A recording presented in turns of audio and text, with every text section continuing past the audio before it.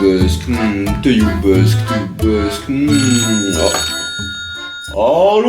Oui, allô, monsieur Dupont? Oui, c'est moi qui vous ai appelé, oui, c'est Carole de Roumanie. Oui, on s'est vu avant-hier, oui, vous vous souvenez, c'est moi qui avais un petit problème. Enfin, un petit problème, si on peut appeler ça un petit problème, moi je trouve qu'il est plutôt gros. Oui, c'est moi qui reste tendu toute la journée, hein? Oui, le sexe, comme du béton. Oui, quel le lampadaire qui reste allumé jour et nuit. Oui. Bon, vous savez que pour me soigner, en général, il faut faire des piqûres, mais bon, moi, je déteste ça. Donc, c'est vrai qu'on a discuté que je préfère la méthode naturelle, si vous voyez ce que je veux dire, c'est-à-dire des femmes, hein? Bon, oui, et comme, voilà, moi je viens d'arriver sur Nice, vous savez, je suis pas arrivé depuis très longtemps, et vous connaissez tout le monde, hein? Vous connaissez tout Nice, vous êtes la star du quartier, hein? Oui, et c'est pour ça que j'aimerais bien que vous faites passer le message, comme quoi le roi est dans la place et que il a besoin d'un peu de compagnie, hein? Parce que ça commence à me faire un peu mal, là, je suis un peu tendu, si vous voyez ce que je veux dire. Si vous pouvez passer le message à vos collègues, au marché, où vous voulez, en fait, hein? Pour que les femmes comprennent dans laquelle souffrance je suis, hein? Oui, voilà, si elles pouvaient venir frapper à ma porte, ça serait bien, hein? Bon, oui, merci, oui, on fait comme ça, bon, parfait. Et si vous arrivez, je vous donnerai un petit quelque chose. Le roi sait se montrer généreux, hein? Bon, merci beaucoup. Allez, au revoir, monsieur Dupont, merci beaucoup, au revoir. Cette scène, probablement inventée, nous témoigne de la réputation sulfureuse qu'avait Carol II, l'ancien roi de la Roumanie. Si vous avez regardé quelques-unes de mes autres vidéos, le nom de Carol II vous est probablement familier. J'en ai parlé dans la précédente vidéo sur les Strajatstari, j'en ai aussi parlé sur la vidéo de Codreanu, mais je n'ai jamais parlé en profondeur de l'homme, notamment de sa vie personnelle, qui a été du début à la fin en dents de scie, et qui est entouré d'un aura mystérieux. Plein de rumeurs circulent à son sujet, notamment une centrale qui concerne sa santé sexuelle. Cette rumeur n'a jamais été confirmée, mais beaucoup de sources nous poussent à croire qu'elle est vraie. Beaucoup de personnes pensent que Carol II souffrait d'un priapisme, c'est-à-dire qu'il avait une bite énorme et qui bandait toute la journée. Sur le papier, ça peut sembler drôle, mais dans les faits, en fait, le priapisme, c'est quoi? C'est tout simplement un trouble sanguin qui provoque chez le malade une érection persistante, qui ne peut être traitée la plupart du temps seulement par des ponctions directement sur le pénis. Rien que de l'imaginer, ça me fait mal. Alors imaginez, en vrai, je veux pas l'imaginer. Mais notre cher Carol II, qui lui aussi avait probablement peur des piqûres, avait trouvé une solution à ce problème, le sexe. Et oui, car le fait que cette maladie, son priapisme, soit une rumeur ou soit avérée, au final, la question de la santé sexuelle a façonné l'image du roi durant tout son règne. Est-ce que vous êtes prêts à en apprendre plus sur les secrets qui entourent le roi le plus controversé de l'histoire de la Roumanie? On est parti. Vous regardez La Ruée vers l'Est, je vous invite à liker et à vous abonner pour ne pas manquer les prochaines vidéos. Le prince est levé à la dure. Carol II, il naît le 15 octobre 1893 au château de Peleș, à Sinaia. Je vous ai d'ailleurs fait une vidéo il y a longtemps sur ce château, le lien s'affiche ici, comme d'habitude. À cette époque, c'est le roi Carol Ier qui est le grand-oncle de Carol II qui règne en Roumanie. Il vient de la lignée des Hohenzollern qui trouve son origine du côté germanique. La jeunesse de Carol, elle va pas être vraiment facile. En fait, il est éduqué en grande partie par son grand-oncle, donc Carol Ier, qui représentait vraiment la rigueur, la discipline et même le sens du devoir, plutôt à la prussienne, donc avec la rigueur allemande, vous connaissez. Cette éducation elle a été stricte et autoritaire, ce qui a mis une certaine barrière entre lui et les autres, notamment avec sa mère qui était vraiment une figure très importante en Roumanie, qui est la reine Marie, Regina Maria pour les Roumains. Et c'est justement du côté de sa mère que va s'opérer une certaine scission dans l'esprit de Carol dès son plus jeune âge. Parce que la mère de Carol, qui a elle aussi évidemment contribué à son éducation, est totalement l'opposé de son grand-oncle. Elle n'a rien à voir avec la rigueur prussienne de Carol Ier. Au contraire, elle a plutôt l'esprit latin, un peu libertin, un peu frivole. Elle est d'ailleurs vraiment célèbre pour sa beauté et son caractère flamboyant. C'était vraiment une jolie femme et elle en profitait. Elle est connue pour ses nombreuses liaisons extra-conjugales, au point même que la paternité de certains de ses enfants est remise en doute. Et donc ce mélange d'influences totalement contradictoire entre le grand-oncle prussien austère et la mère libertine et romantique va façonner chez Carol une personnalité un peu instable qu'on va vraiment retrouver par la suite. Il a toujours été partagé entre la rigueur germanique et la frivolité latine. Jusqu'à présent, je vous ai pas parlé de son père, le roi Ferdinand Ier, qui a été un roi important pour la Roumanie, notamment pour son rôle durant la Première Guerre mondiale. Mais Carol n'avait pas beaucoup de respect pour ce dernier, parce qu'il le voyait comme un gros cocu, parce que Maria le trompait sans vergogne, et pas vraiment discrètement. Beaucoup de ces liaisons se sont ébruitées, se sont sues, et Ferdinand n'a pas eu son mot à dire. C'est qui votre cochon préféré? C'est une petite cochonne. Ah, c'est mon épouse. C'est pour ça que Carole II le considérait plutôt comme un homme faible, et on peut dire que son modèle paternel a plutôt été Carole Ier. Au niveau de ses influences qu'il a eues durant son enfance et son adolescence, Carole a eu un percepteur du nom de Morlaine, qui était d'origine suisse. Mais en plus, il était socialiste et homosexuel. Deux choses qui étaient plutôt rares ou plutôt mal vues à l'époque. Et d'ailleurs, le frère de Carole II, Nicolae, dira plus tard que ce Morlaine a eu une influence désastreuse sur Carole II. Et que son influence de socialiste et d'homosexuel aurait contribué à troubler Carole et à le rendre obsédé sexuellement. Encore une fois, ce sont juste des spéculations, on ne saura jamais quel aura été le réel impact de Morlaine, de Maria, de Carole Ier ou de Ferdinand dans le futur de Carole II, mais il est évident que la somme de tous ces personnages ont façonné l'homme qui est devenu Carole II. C'est-à-dire plutôt un homme égocentrique, comme Carole Ier lui a toujours dit qu'il était au-dessus des autres, eh bien, il y a cru. Également un homme qui a toujours recherché le plaisir immédiat, ça peut s'expliquer de plusieurs raisons. Le fait que Carole Ier ait toujours mis une certaine distance dans son éducation a évidemment conduit Carole II à chercher l'affection chez les autres, et des fois pas forcément au bon endroit. Et l'éducation de sa mère et également de son percepteur a fait que Carole II, tout au long de sa vie, a toujours refusé les obligations. 16 ans, 14 coups. Dans son adolescence, Carole II, il s'intéresse un peu à tout, il a une petite collection de timbres, mais au bout d'un moment, il aimerait lécher autre chose que des timbres, et donc il commence à s'intéresser un peu à la jante féminine. Bon, en fait, ça s'est plutôt passé comme ça. Oh tonton, regarde mes timbres! Les timbres, c'est fini. Maintenant, on regarde les timbres. Dès l'âge de 16 ans, comme ça se faisait beaucoup à l'époque, Carole Ier va lui payer une prostituée pour l'initier au plaisir charnel. Et là, c'est la révélation. À sa première fois déjà, il est super bon. La prostituée dira « Ah, il m'a tué 14 fois, jamais moins, à chaque fois pareil. » À partir de là, c'est la foire à la saucisse, il va plus jamais s'arrêter. Parce que, en plus d'avoir un statut social avantageux, il faut quand même reconnaître que c'est un pur beau gosse. Et donc, c'est vraiment facile pour lui, les femmes se poussent au portillon pour voir Carole. Déjà, à 19 ans, il y aura 2 enfants illégitimes qui vont naître, avec une certaine Maria Martini, mais il y en a sûrement plus, parce que je ne pense pas que Carole se protégeait beaucoup. Vous demanderez au prochain Roumain que vous croiserez s'il connaît vraiment bien son grand-père, parce que c'est peut-être Carole II. Et évidemment, le vice appelant le vice, Carole commence à fumer, à boire, à jouer aux jeux d'argent, et forcément il va attirer l'œil des journalistes qui le photographieront bien souvent, un verre à la main et une femme dans l'autre. Et c'est donc à cette époque-là qu'il commence à prendre la réputation du prince playboy, qui deviendra plus tard le roi playboy. Mariage en douce et gros scandale. Le 10 octobre 1914, le roi Carole Ier meurt, et c'est donc le père de Carole II, Ferdinand Ier, qui va monter sur le trône.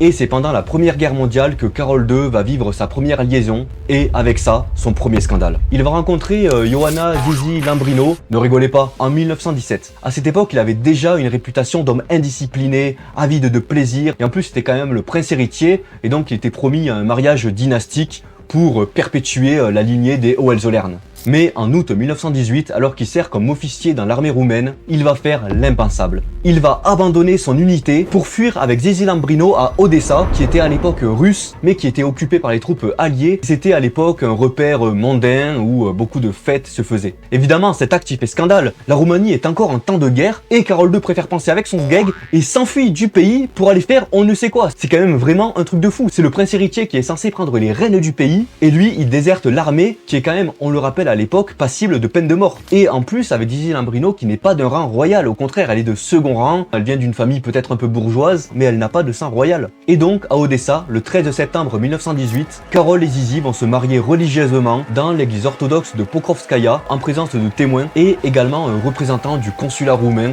pour légaliser en quelque sorte le mariage. Mais vous l'imaginez bien, quand on est roi, on fait pas ce qu'on veut, et donc ça va créer une tollée à Bucarest. Le mariage sera déclaré illégal, tout simplement parce qu'il n'avait pas l'autorisation du roi Ferdinand. Mais bordel, j'ai le droit! Non, t'as pas le droit. T'as aucun droit pour moi.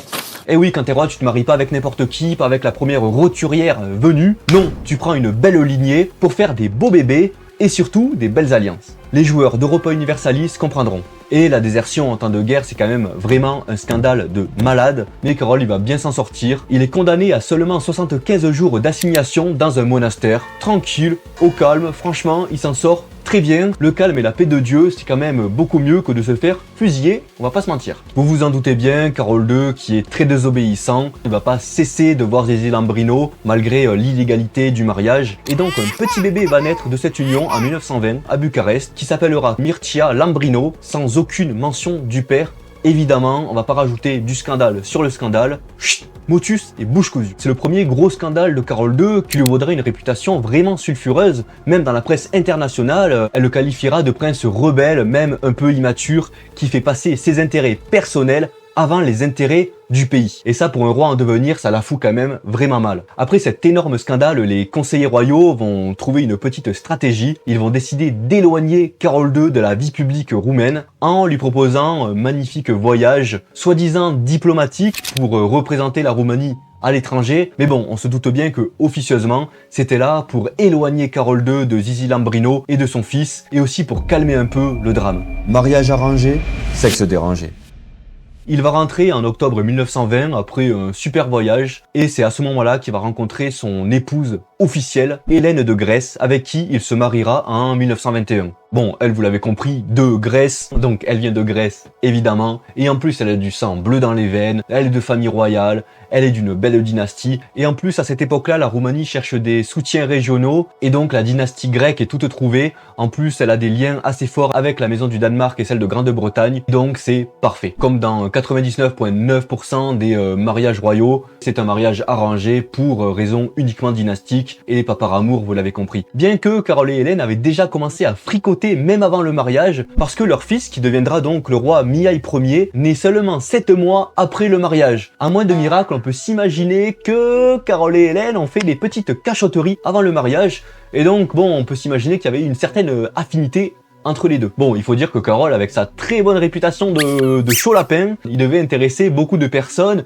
même les petites bourgeoises devaient se dire « Aïe aïe aïe, le petit Carole !» Mais bon, Hélène, elle savait déjà que la vie de Carole était quand même un peu chaotique, qu'il avait des sacrées pulsions à assouvir, et donc forcément, ça va pas donner un mariage très heureux. Parce que évidemment, il va pas changer son train de vie du jour au lendemain, il va continuer à boire, à jouer aux cartes, et évidemment à séduire des femmes, à aller dans des bordels, tandis que Hélène, elle a reçu une éducation aristocrate, donc elle est un peu réservée, un peu timide, et donc évidemment ça va pas coller beaucoup avec le roi Carole, qui est quand même un gros zinzin et un sacré perturbé de la bite. En fait, Carole, il aimait pas beaucoup les bourgeoises et les aristocrates. Lui, ce qu'il aimait, c'était la roturière, c'était la prolo, c'était la pauvre. Lui, il voulait de la passion, des odeurs, du sexe. C'était pas un cubéni qui voulait le faire lumière éteinte, etc. Lui, il voulait y aller, lui il fréquentait les bordels, etc. C'était quand même un gros fou qui n'était pas du tout compatible avec la couche nuptiale royale. En fait, Carole II, il trouvait les aristocrates beaucoup trop rigides et formels, et c'est donc à cette époque-là de dépravation la plus totale qu'il va rencontrer une femme. Une femme qui va en quelque sorte soigner le mal qui le ronge, la maladie de la bite. Lulu, l'infirmière du roi. C'est probablement en 1925 qu'il va rencontrer Elena Magda Lupescu dans les cercles mondains de Bucarest, probablement entre deux parties de cartes ou deux parties de jambes en l'air, on ne le saura pas. Dès leur rencontre, ça sera vraiment le coup de foudre. Et ben ouais, parce que là, Carole, il a choisi Elena, pas comme Hélène. Et donc, alors qu'il est encore marié avec la princesse, il va s'afficher avec Elena Lupescu.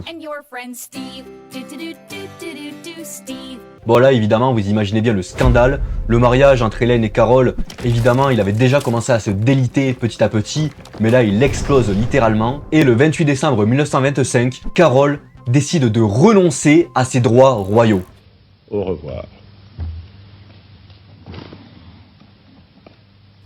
Là, c'est vraiment un truc de fou, et ça nous prouve qu'il a choisi sa vie personnelle et sa relation avec Elena Lupescu, plutôt que ses droits et ses devoirs envers la Roumanie. C'est le 28 juin 1928 que le divorce sera officiellement annoncé avec Hélène. Le refus de ses droits royaux va donc amener Mihai Ier, le fils de Carole, à devenir le premier successeur au trône. Tout comme Carole, Elena Lupescu est entourée également de nombreuses rumeurs. Évidemment parce que la famille royale a voulu décrédibiliser son image. Déjà, elle partait mal parce qu'elle était issue d'une famille juive. Et ça, c'était pas forcément bien vu à l'époque, surtout pour devenir roi. Mais ils n'avaient de juives que leurs origines parce qu'ils s'étaient convertis au catholicisme. Et donc, Elena Lupescu était officiellement catholique. Elena, en plus, elle avait été déjà mariée une fois avec un officier. Et donc ça aussi, ça la foutait un peu mal. Parce que bon, les hommes, ils avaient le droit un peu de se marier, se remarier. Et encore, déjà, c'était quand même très mal vu. vu. Mais là, pour les femmes, oulala, ça c'était la fin du monde. Évidemment, beaucoup de rumeurs va circuler autour de Elena, notamment qu'elle aurait été prostituée pendant une période, mais ça n'a pas été vérifié. On parlait aussi qu'elle a fait des photos d'elle nues, des vidéos, etc. Mais là, personne ne les a jamais vues. Si vous les avez, envoyez-les-moi. Mais bon, je ne pense pas qu'on les verra un jour, et je ne pense même pas qu'elles existent. Mais cette allégation à la prostitution est assez intéressante parce qu'on l'a déjà vu, mais Carole II avait besoin de sexe pour calmer son priapisme, et il semble que Elena Lupescu a été la seule à pouvoir calmer ses pulsions parce que elle s'en sortait vraiment bien quoi. C'est possible qu'elle soit vraiment très douée avec ses mains, avec ses pieds, avec sa bouche, avec tout ce que vous voulez. Je veux pas savoir, en tout cas. Vous allez savoir.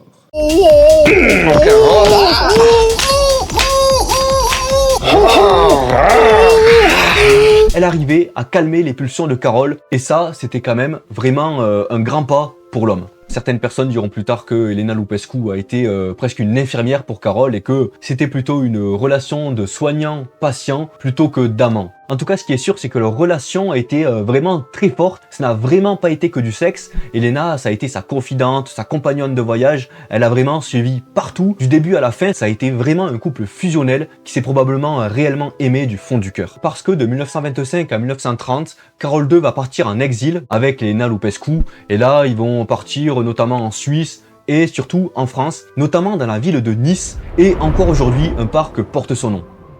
En 1927, alors que Carole II est en exil, le roi Ferdinand Ier meurt. Et c'est donc Mihai Ier, le fils de Carole, qui monte sur le trône. Le retour du roi Playboy. En 1930, alors qu'il est tranquillement en exil avec sa petite femme, le devoir l'appelle. Des élites lui demandent de revenir au pouvoir en Roumanie, et donc il va reprendre le trône à son fils Mihai Ier pour devenir Carole II. Parce que c'est vrai que jusqu'à maintenant, je l'appelle Carole II, mais pour le moment, il n'a pas encore le titre de Carole II, c'est pas encore le roi de Roumanie. Ça y est, 1930, c'est Carole II.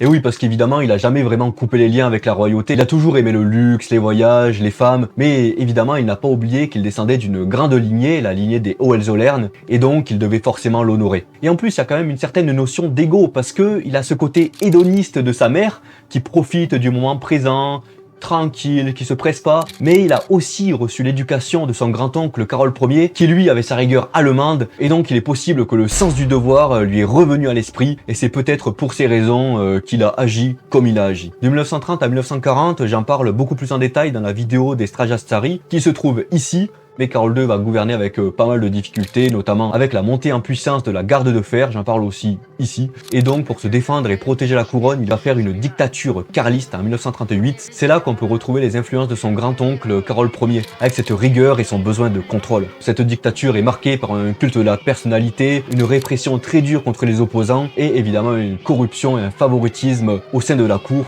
notamment pour, vous l'avez deviné, Elena Lupescu. La chute de Carole II. Tout s'effondre en 1940, qui est une année noire pour la Roumanie. Elle perd une grande partie de son territoire annexé par l'URSS. Et le 6 septembre 1940, face à la montée des légionnaires, Carole II abdique en faveur de son fils Mihai Ier. Carole II s'est enfui de la Roumanie avec son épouse Elena Lupescu dans un train spécial rempli de bijoux, de trésors, sûrement d'alcool, peut-être de prostituées. Ça, on ne sait pas, mais le fait est que le convoi est mitraillé par les légionnaires à la frontière de la Yougoslavie. Heureusement, Carole et sa femme en sortent indemnes et donc quittent le pays sans égratignure. Oh putain, c'est lourd la monarchie. Ils trouvent tout d'abord refuge en Espagne, puis plus tard ils iront un peu plus à l'ouest, au Portugal, notamment dans la ville de Estoril. En exil, Carole et sa femme vivent vraiment tranquillement, évidemment ils sont partis quand même avec pas mal d'argent, c'est quand même un roi déchu, il a quand même des réserves, il est encore riche et donc il peut mener la grande vie comme il entend. Et d'ailleurs même ils l'ont pas fait jusqu'à maintenant, mais ils ont décidé de se marier. Ils vont le faire en 1947 à Rio de Janeiro, la belle ville à vie de rêve, le monde Chico. Ils sont bien, ils sont heureux. En fait, ils vont se marier tardivement parce que Elena Lupescu voit sa santé décliner petit à petit et peut-être qu'elle a peur de mourir pas mariée. Au final, c'est Carole qui va mourir le premier d'une crise cardiaque à seulement 59 ans au Portugal, dans sa maison à Estoril. Ça sera le 4 avril 1953 et d'ailleurs son fils, sûrement déçu de ses actions passées, ne viendra même pas aux obsèques. Comme quoi, Elena Lupescu, qui l'a aimé de tout son cœur, aura probablement elle aussi été la seule et unique personne à avoir réellement aimé le roi. Il a été enterré au Portugal, mais en 2003, son corps aura été rapatrié en Roumanie, notamment à Curtea de Argeș, qui est la nécropole royale de Roumanie. Carol II, au cours de sa vie, il aura été vraiment beaucoup de choses. Il aura été un prince rebelle, un roi playboy, un dictateur éphémère, et ensuite il aura été exilé, loin de sa petite Roumanie adorée, mais proche de sa femme qu'il aimait de tout son cœur, sa Elena Lupescu, sa petite Lulu chérie.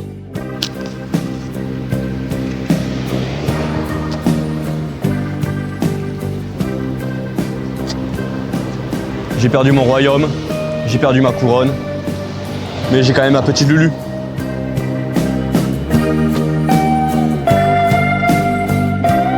Donc voilà, Carol, il a été à l'image de son éducation, un roi ambivalent, partagé entre cette image de roi moderne, cultivé, bâtisseur, il voulait vraiment le bien pour son pays, mais également il a été partagé avec son hédonisme extrême, peut-être probablement même parasité par sa maladie, qui lui donnait vraiment des grandes pulsions sexuelles qu'il avait beaucoup de mal à contenir. En fait, je trouve que Carol, il a vraiment une dimension tragique, parce qu'il a été vraiment partagé entre le corps et l'esprit, il avait cette maladie, peut-être pas d'ailleurs, mais au final, ce qui compte, c'est vraiment qu'il avait des pulsions sexuelles très fortes, qui l'ont empêché de faire des choix convenables. C'est dur parce que c'était quelqu'un de très cultivé, très intelligent, il était polyglotte, il était vraiment ouvert au monde, mais en fait il était presque enfermé dans un corps presque malade, il avait des besoins quelque peu humiliant. Il faut pas s'imaginer que c'est bien de vouloir baiser toute la journée. Je pense qu'au bout d'un moment, on est fatigué. Et donc, c'est vrai que ça devait être vraiment très dur à vivre. Il a vraiment eu une vie chaotique. Ça aurait pu être un très grand roi, mais il a été presque possédé par ses pulsions, possédé par sa bite presque. Et ça lui a donné un destin vraiment tragique. Ça m'a amené à me questionner sur la monarchie. Comment supporter le poids des responsabilités lorsqu'on a de telles pulsions? Comment devenir un bon roi? Comment réfléchir avec sa tête et non avec son sexe? La maladie de Carol a probablement été le frein principal à sa royauté. Probablement que s'il n'avait pas eu tous ces problèmes-là, le destin même de la Roumanie aurait été totalement différent. Je vais vous laisser sur ces réflexions, j'espère en tout cas que cette vidéo vous a plu, que ça vous a vraiment intéressé, peut-être même amusé ou attristé, peut-être. En tout cas, ça pousse à la réflexion. Si ça vous a plu, je vous invite à voir d'autres vidéos de la chaîne qui s'affichent à peu près ici. Je vous invite évidemment à liker, à vous abonner, à commenter pour me dire ce que vous en avez pensé, quelle réflexion ça vous a apporté. Et nous, on se dit à la prochaine pour une nouvelle vidéo. Salut!